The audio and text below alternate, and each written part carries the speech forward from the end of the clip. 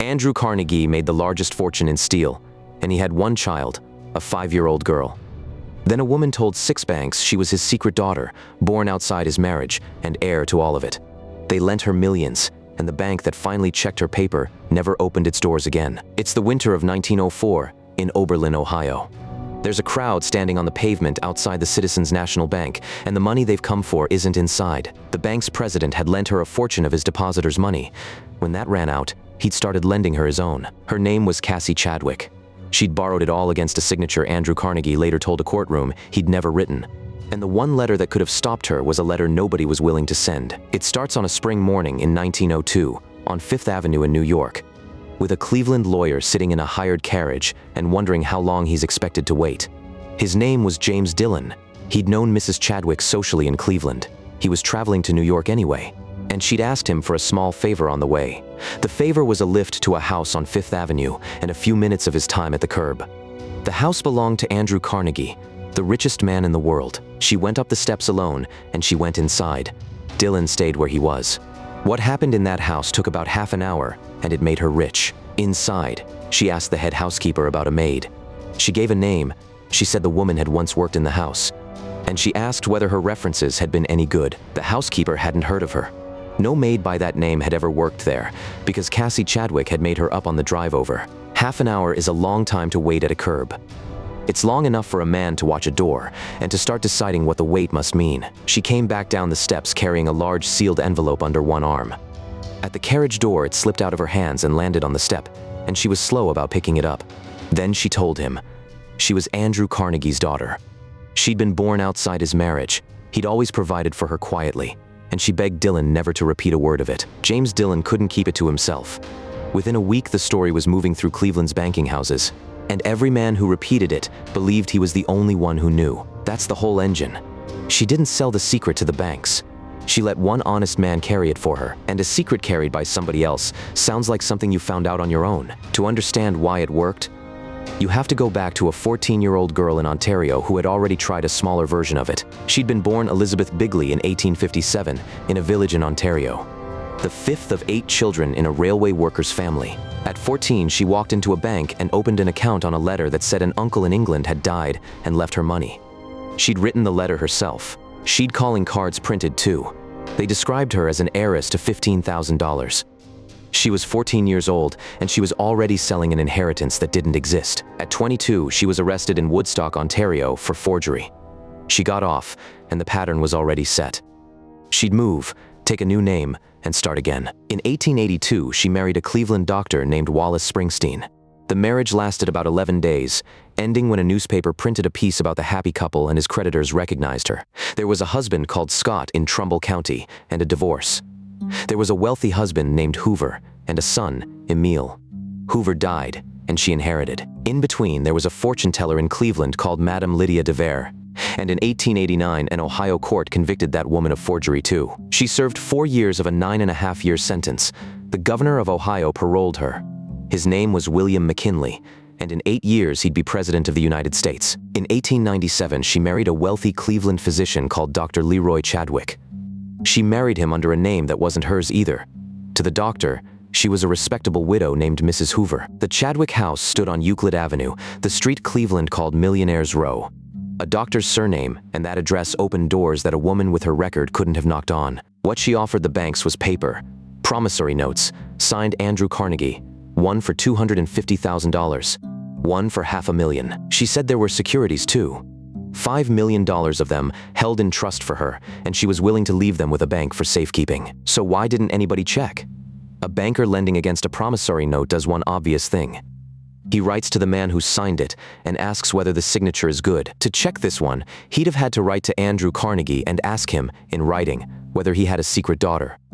In 1902, no respectable man was sending that letter. And the more a banker liked the idea of being the discreet friend of a Carnegie heiress, the less he wanted to be the man who asked her to prove it. Her base of operations was the Wade Park Banking Company in Cleveland, and the man who mattered there was its secretary and treasurer, Ira Reynolds. She brought Reynolds a sealed box. Inside, she told him, were the Carnegie securities. He put it in the vault, and he gave her a receipt saying the bank was holding it for her. Ira Reynolds never opened that box. He held it for 2 years, and the whole scheme would have ended in an afternoon if he had. He'd every reason not to. A sealed box left in trust with a bank isn't a bank's business to open. And a man who forces one is telling a wealthy client he thinks she's a liar, so the receipt did the work the securities were supposed to do. She could show the next bank a piece of paper from a real officer of a real bank, confirming that something valuable of hers was in his vault. Between 1902 and 1904, she borrowed from 6 banks in 4 cities, and from private lenders on top of that. In Oberlin, a town of a few thousand people, the president of the Citizens National Bank lent her $240,000 of the bank's money. His name was Charles Beckwith. When the bank's money ran short, Beckwith lent her his own. He put in his savings, and he signed for more. And the ledger of a small Ohio bank quietly became one woman's private account. A Boston investment banker named Herbert Newton handed her $79,000 from his business and a personal check for $25,000 more. In return, he held a note for $190,800. None of them ever compared notes with each other. Comparing notes would have meant admitting to a rival that you were lending against a rumor you'd agreed not to repeat. The money went out as fast as it came in. She bought entire trays of gems, 8 grand pianos, 12 picture frames made of solid gold. She went into shops in Cleveland and bought the toys. All of them for children she didn't know. If you think stories like this one deserve to be told properly, the like button is how they travel. Every note she signed had a date on it. Sooner or later, a lender was going to want the money, and the only thing she had to pay an old loan with was a new one. She kept that going for 2 years. Then Herbert Newton, in Boston, decided he'd waited long enough for his $104,000. On the 2nd of November 1904, he filed suit against her in federal court in Cleveland. That's the moment the con died, and it had nothing to do with anybody spotting the forgery. A public court filing isn't a confidence. The second it was on the record, every banker who'd been keeping her secret discovered that all the other ones had been keeping it too. The lenders came for their money at once, and Andrew Carnegie, when somebody finally asked him, had never heard of her. In Oberlin, the Citizens National Bank closed its doors and never opened them again. Charles Beckwith lost the bank, and then he lost everything he personally owned. By one account, Beckwith told her that she had ruined him, and said he wasn't so much concerned about himself as about the people whose money he'd handed over. She was arrested in a New York hotel room in December 1904. She'd a money belt on with more than $100,000 in cash inside it. The newspapers gave her a shelf of names: the Queen of Ohio, the Female Wizard of Finance, the Lady of the Hypnotic Eye. Her trial opened in Cleveland on the 27th of February 1905. It ran 2 weeks and called more than 50 witnesses. Andrew Carnegie came to Cleveland and sat in the courtroom while the notes bearing his name were read out. He told the court, if anybody had seen this paper and then really believed that I had drawn it up and signed it, I could hardly have been flattered. And then he said the sentence that should have ended the whole thing 2 years earlier. Why? I have not signed a note in the last 30 years. 6 banks had lent a fortune against a kind of document the richest man in America hadn't issued in 3 decades. And not one of them had asked him. On the 10th of March, 1905, the jury convicted her.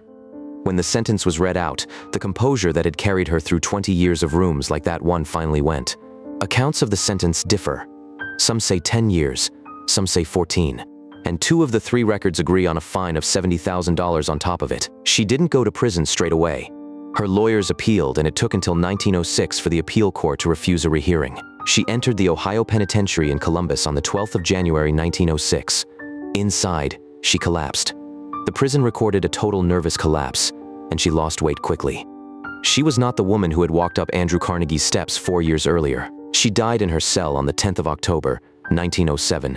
She had served under 2 years. The house on Euclid Avenue was sold, and the pianos and the gold frames went with it. For a while, people paid to walk through it, and in the early 1920s, it was pulled down. Carnegie was right that a careful reader would have caught it in a minute. The trouble was, catching it meant asking one wealthy man a rude question about his private life. The cost of that landed in Oberlin. A town that size lost its bank, and the people who had kept their savings in it lost those too. And then the man whose name she'd forged did something nobody had asked him to do. Andrew Carnegie gave money to the people of Oberlin who had been hurt by it. He refilled the coffers of Oberlin College as well. And when the college's president, Henry Churchill King, traveled to New York to thank him in person, Carnegie agreed to endow a library on top of it. The Carnegie building was finished in 1907, the same year she died in her cell in Columbus. It's still standing on that campus today. She spent 2.5 years borrowing against a father she never had. The building the real man paid for outlasted her by more than a century. And the people who lost their savings got some of it back from him. If you want the true stories of how the greatest cons in history were built and undone, subscribe. There's a new one coming.